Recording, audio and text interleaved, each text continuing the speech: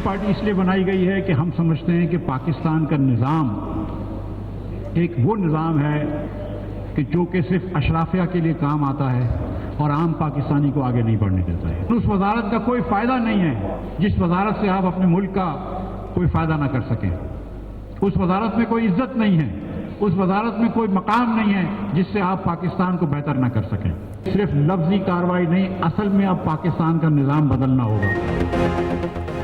मुल्क की सियासत में नई पार्टी की एंट्री। शाहिद खाकान अब्बासी ने अवाम पाकिस्तान पार्टी लॉन्च कर दी। मिफ्ताह इस्माइल, सरदार मेहताब अब्बासी और ज़ईम कादरी की भी शिरकत। बदलेंगे निज़ाम, नई सियासी जमात का नारा होगा। शाहिद खाकान पार्टी कन्वीनर और मिफ्ताह इस्माइल सेक्रेटरी जनरल मुंतखब। साबिक वज़ीर ख़जाना मिफ्ताह इस्माइल ने खिताब में कहा, उस वजारत का कोई फ़ायदा नहीं जिससे मुल्क की बेहतरी ना हो सके। पाकिस्तान का निज़ाम सिर्फ अशराफिया के काम आता है, हम इस निज़ाम को नहीं चलने देंगे। आम आदमी को सियासत में आना चाहिए। ये हुकूमत क्या ईस्ट इंडिया कंपनी चला रही है? अपने MNAs के लिए 75 अरब रुपए रख लिए। मजदूरों के टैक्स डबल कर दिए गए। 40% पाकिस्तानी भूखे सोते हैं। इजाजतनामा मनसूख होने पर PTI ने तरनोल जलसा मनसूख कर दिया। तौहीन अदालत की कार्रवाई के लिए इस्लामाबाद हाई कोर्ट से रुजू। चेयरमैन PTI बैरिस्टर गौहर ने मीडिया से गुफ्तगू में कहा, जलसा अब आशूरा के बाद होगा। इज्तिमा का मकसद आइन का तहफ़्फ़ुज़ था। 4 महीने बाद एक NOC जारी हुआ। डेप्यूटी कमिश्नर या चीफ कमिश्नर के कहने से NOC मुअत्तल नहीं हो सकता। उमर अय्यूब बोले, इस्लामाबाद इंतजामिया ने जलसे की इजाज़त दी थी। PTI कारकुनान के डर से इंतजामिया ने NOC मुअत्तल किया। PTI ने जलसे का NOC मनसूख करने पर अदालत से रुजू किया। इस्लामाबाद हाई कोर्ट में तौहीन अदालत की दरख्वास्त दायर की। गुज़िश्ता रात कमिश्नर इस्लामाबाद ने इज्तिमा का NOC मनसूख किया। मुहर्रम और हराम के बायस सिक्योरिटी थ्रेट को वजह करार दिया। पुलिस की भारी नफरी ने जलसागाह से सामान उठा लिया। स्टेज और कंटेनर्स को हटाकर जगह खाली करवा दी।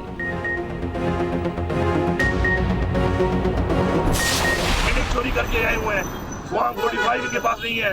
फॉर्म 45 के लिए बुलाते हैं, ये छुप जाते हैं। अदलिया कोई मान नहीं रहे और इनको पता है कि अगर अदलिया में फेयर एंड फ्री ट्रायल हुआ तो क्या होगा।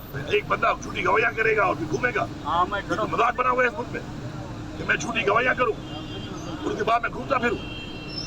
ठीक है, पार्टी छोड़ी है, लोटा बना है, एहसान फरामोशी की है, डर गया है, पशुओं की नाक काट दी है। इसने अदलिया को देखना चाहिए कि हमारे पे इल्जाम लगाए जाते हैं, कभी गद्दारी के काम, सारे पर्चे काटे जाते हैं, तो ये देख लें कि ये वो पार्टी है जो कानून की पासदारी करती है।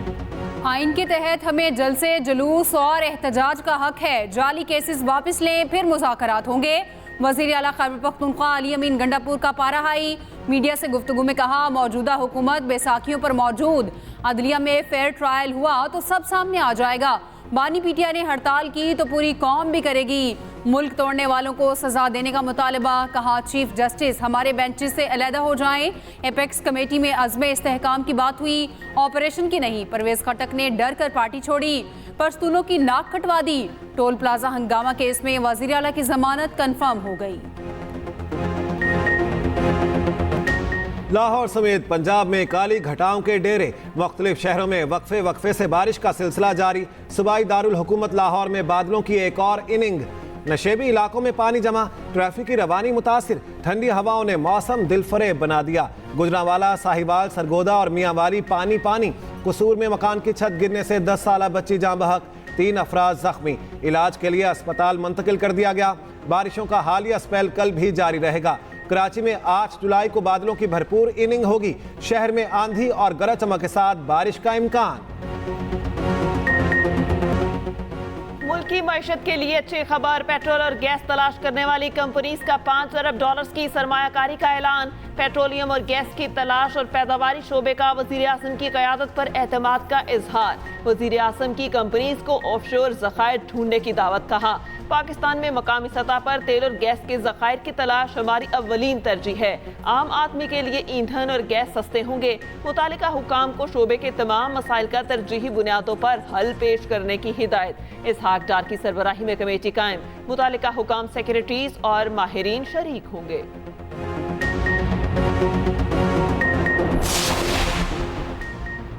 जिना हाउस समेत 3 मुकदमात में बानी PTI को जमानत मिलेगी या नहीं। ATC लाहौर ने अबूरी जमानतों के केस पर फैसला महफूज कर लिया। तहरीक इंसाफ और सरकारी वकील के दलाइल मुकम्मल हो गए। वकील सलमान सफदर के मुताबिक महफूज किया गया फैसला मंगल को सुनाया जाएगा।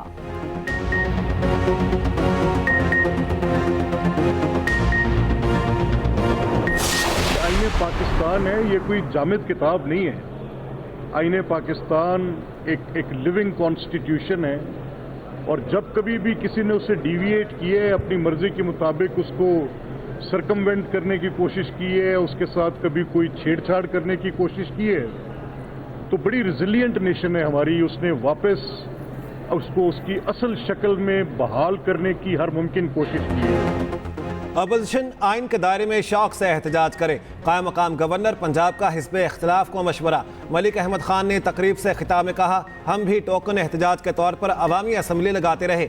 अज़्म इस्तेहकाम मुल्क की बड़ी ज़रूरत है। सियासी जमातों को कौमी मसाइल पर एक पेज पर इकट्ठा होना चाहिए। आइन को बहाल करने की हर मुमकिन कोशिश की।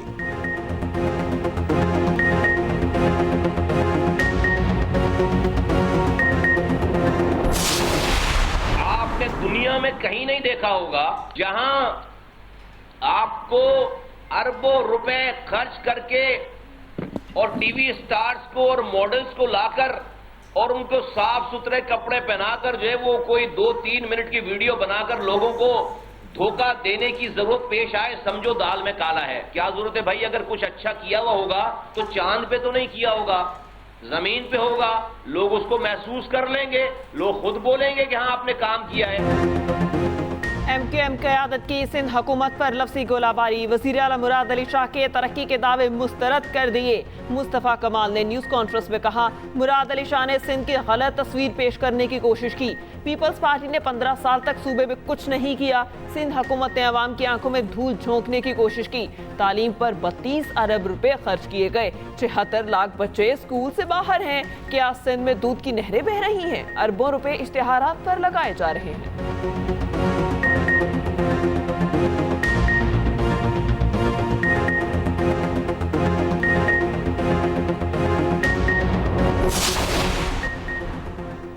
कराची के बल्दियाती इदारों को तबाह करने वाले मुस्तफ़ा कमाल हैं। तर्जुमान सिंध हुकूमत गनूर खान का जवाबी वार।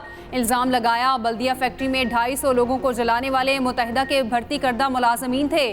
कराची पर MQM की हुक्मरानी भत्ताखोरी, तशद्दुद, बोरीबंद लाशों पर मबनी रही। इक्तसादी तरक्की में रुकावट डालने में मुत्तहिदा का किरदार किसी से ढका छुपा नहीं।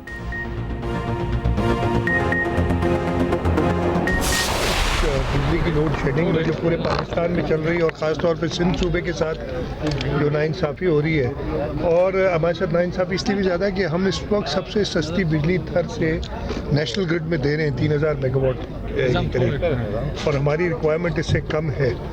और इसके बावजूद शदीद लोड शेडिंग चल रही है, लोग बड़ी तकलीफ़ में हैं। ना सिर्फ मैंने, चेयरमैन बिलावल भुट्टो जरदारी साहब ने और नेशनल असेंबली में भी इसके ऊपर बहुत शदीद तरीके से एहतजाज हुआ है। पूरे पाकिस्तान में बिजली की लोड शेडिंग, मगर सिंध के साथ नाइंसाफ़ी हो रही। सूबे के लोग बड़ी तकलीफ में हैं। वज़ीर आला मुराद अली शाह कहते हैं, सिंध थर से 3000 मेगावाट सस्ती बिजली नेशनल ग्रिड को दे रहा।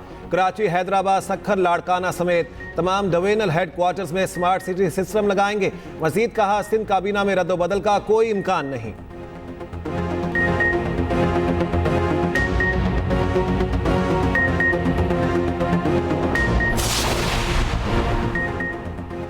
इस्लाह पसंद मसूद पज़ेशियान ईरान के नए सदर मुंतखब। सख्त गिर रहनुमा सईद जलीली को बाइसानी शिकस्तें दी। ईरानी इलेक्शन हेडक्वार्टर ने नताइज का ऐलान कर दिया। 3 करोड़ अफराद ने इलेक्शन में वोट डाले। निस से जायद वोट मुंतखब सदर को पड़े। इलेक्शन के दूसरे मरहले के दौरान वोटर टर्नआउट 49% रहा। नो मुंतखब सदर अंदरूनी और बैरूनी महाज पर मुख्तलिफ हिकमत अमली अपनाने का इरादा रखते हैं। सदर मसूद हार्ट सर्जन और साबिक वजीर सेहत भी रह चुके। सदर ममलिकत की नौ मुंतखब ईरानी सदर को मुबारकबाद। आसिफ अली जरदारी ने कहा, पाकिस्तान और ईरान के दरमियान बरादराना ताल्लुकात हैं। उम्मीद है आपकी क़यादत में पाक ईरान ताल्लुकात मज़ीद मजबूत होंगे। हम खित्ते के अमन और खुशहाली के लिए मिलकर काम करेंगे। सर केयर स्टारमर में बरतानिया के नए वजीर आजम, नई बरतानवी काबीना की तश्कील शुरू। केयर स्टारमर ने रेचल र्यूस को वजीर खजाना तैनात कर दिया। वो बरतानिया की पहली खातून वजीर खजाना होंगी। एंजेला राइनर को नायब वजीर आजम का ओहदा सौंप दिया। डेविड लिमे बरतानिया के नए वजीर खारिजा होंगे। जॉन हैले वजीर दिफा मुकर्रर। पाकिस्तानी नैयाद शबाना महमूद को वजीर इंसाफ बना दिया गया। बरतानिया में आम इंतखाबात में वोटों की गिनती जारी। 650 में से 649 नशिस्तों के नताइज आ गए। लेबर पार्टी ने 411 नशिस्तें हासिल कर लीं।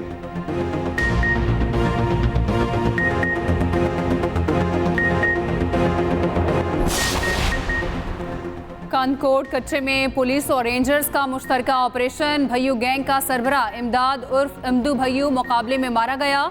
5 रोज कबल गैंग ने चौकी पर हमले में 2 पुलिस एहलकारों को शहीद किया।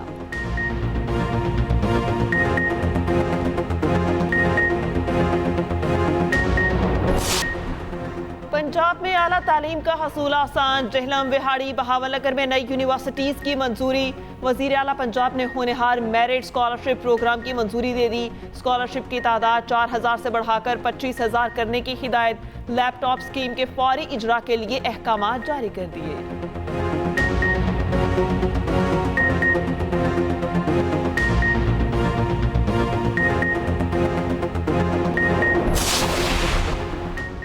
महकमा ट्रांसपोर्ट सिंध का जल्द ईवी टैक्सी और पिंक टैक्सी चलाने का ऐलान। सीनियर वजीर सिंध शर्जील इनाम मेमन कहते हैं पाकिस्तान में पहली बार ईवी टैक्सी और पिंक ईवी टैक्सी चलाई जाएगी।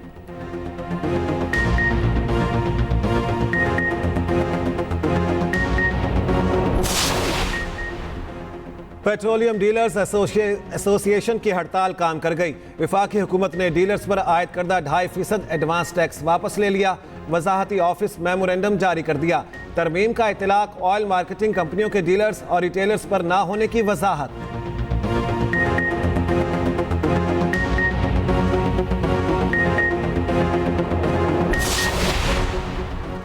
कौमी क्रिकेट टीम से मुतालिका आज अहम फैसलों का इम्कान। पीसीबी गवर्निंग बोर्ड का इजलास आज शाम लाहौर में होगा। सदारत पीसीबी चेयरमैन मोहसिन नकवी करेंगे। कौमी टीम की परफॉर्मेंस, मुमकिन तब्दीलियों पर तबादला ख्याल होगा। खिलाड़ियों के सेंट्रल कॉन्ट्रैक्ट में तरक्की और तनस्ली पर मुशावरत मुतवक्के। पीर को मुतादिद साबिक क्रिकेटर्स को मुशावरत के लिए मदऊ कर लिया गया।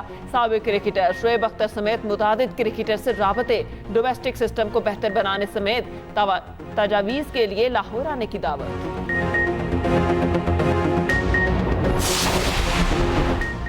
मुहर्रमुल हराम का चांद देखने के लिए मरकजी रोयते हिलाल कमेटी का इजलास आज होगा। सदारत चेयरमैन मौलाना अब्दुल कबीर आज़ाद करेंगे। जोनल कमेटियों के इजलास मुकर्ररा मकामात पर होंगे। उधर हुकूमत पंजाब ने सिक्योरिटी के पेश नज़र दफ़ा 144 नाफिज कर दी।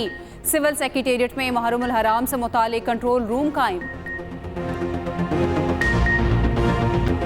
गाजा जंग बंद करने के लिए मुज़ाकरात के मस्बत नताइज सामने ना आ सके। इसराइली हुकाम ने इख्तलाफात बरकरार होने की तस्दीक कर दी। सेहूनी वफ्द अगले हफ्ते दोबारा बातचीत के लिए कतर जाएगा। उधर गजा पर इसराइली बमबारी जारी। मजीद 27 अफराद शहीद। जनीन कैम्प में 7 शहादतें रिपोर्ट। शहीद होने वालों में 5 फ़लस्तीनी सहाफ़ी भी शामिल।